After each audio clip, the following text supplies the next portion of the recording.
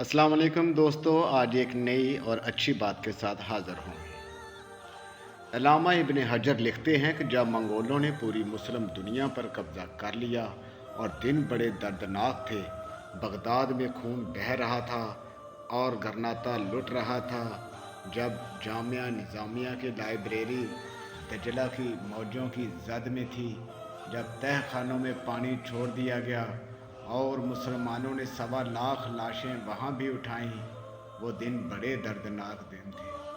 ایک منگول سردار عیسائی ہو گیا، اس نے بہت بڑا اجتماع کیا۔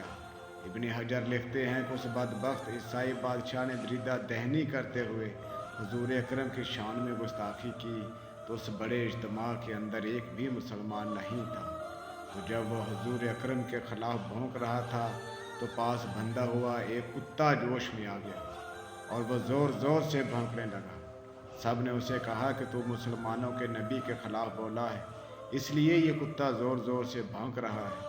اس نے کہا نہیں نہیں، یہ تو ویسے ہی بڑا غیرت مند ہے، میں نے ہاتھ سے اشارہ کیا تو یہ سمجھا مجھے مارنے لگا ہے، اس وجہ سے غیرت میں آیا۔